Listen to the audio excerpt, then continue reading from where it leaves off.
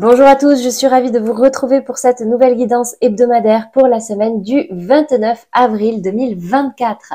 Je commence par souhaiter un très joyeux anniversaire à tous les taureaux qui vont fêter leur anniversaire cette semaine. J'espère que vous avez bien profité de votre week-end. On va venir voir aujourd'hui quelles sont les énergies qui vous accompagnent pour cette semaine. Donc, 3 cartes, comme d'habitude. Pour ceux qui regardent cette vidéo, vous ne prenez que ce qui vous parle, que ce qui résonne à l'intérieur de vous. Si ça ne vous parle pas, c'est que ce n'est pas pour vous, ou alors ça risque d'arriver dans le courant de la semaine.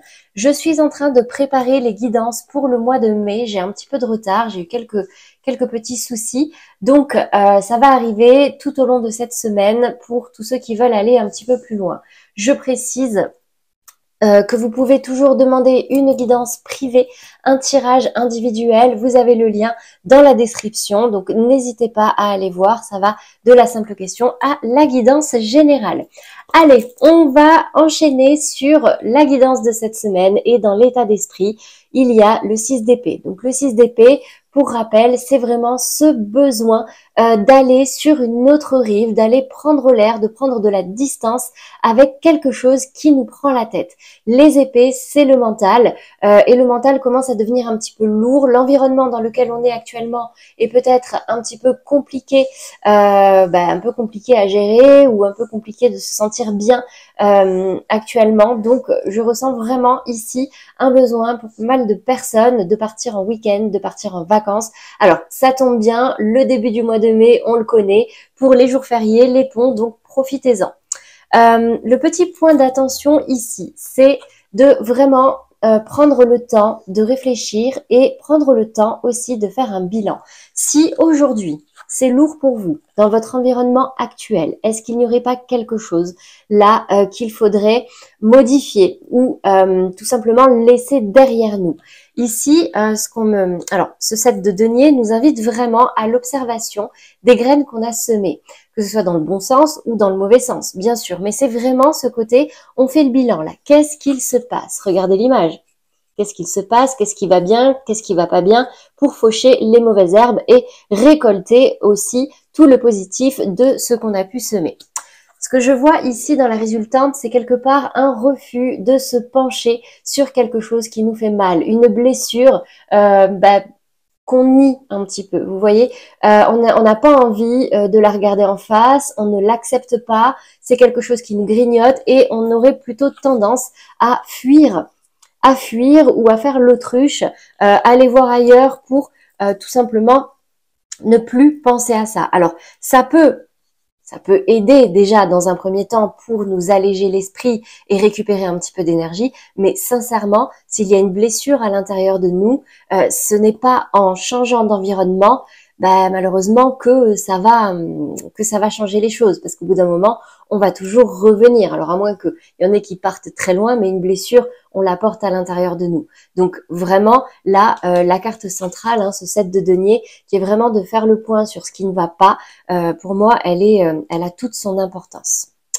Voilà pour les énergies générales pour vous cette semaine. Je vais terminer par les 2 cartes conseils. Alors, la première, c'est la carte du soleil. Abandonne les masques que tu portes pour être aimé et manifeste ta véritable personnalité. Autorise-toi à faire rayonner ta lumière et à offrir au monde ce que tu as de plus beau.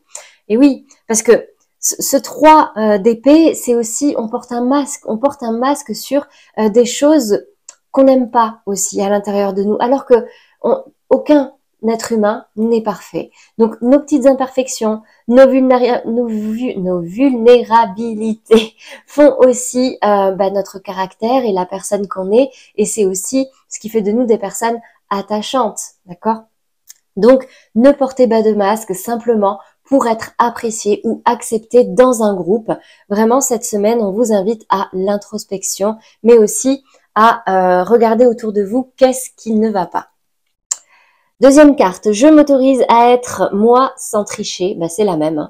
Je me respecte en étant à l'écoute de mes besoins. Je me fixe un pacte avec moi-même, ma santé et mes émotions à l'instant T pour accepter mon corps tel qu'il est.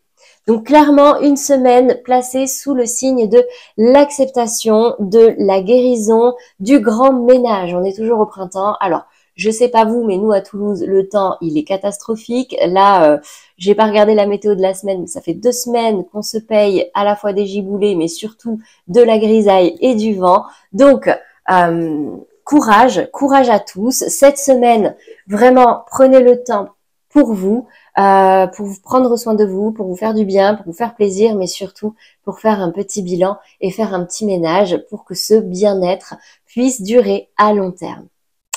C'est tout pour moi pour la guidance de cette semaine, un petit peu courte cette fois, c'est vrai, mais je vais m'atteler tout de suite au prochain signe pour le mois de mai. Donc, si ça vous a parlé, si ça vous aide, n'hésitez pas à liker, commenter, partager, si ça peut aider des personnes de votre entourage. Pour tous ceux qui ne sont pas encore abonnés, je vous invite à le faire. C'est gratuit, vous avez la petite pastille juste en bas de cette vidéo. Moi, je vous retrouve très vite pour les guidances de mai et dès la semaine prochaine pour la guidance de la semaine. À très vite.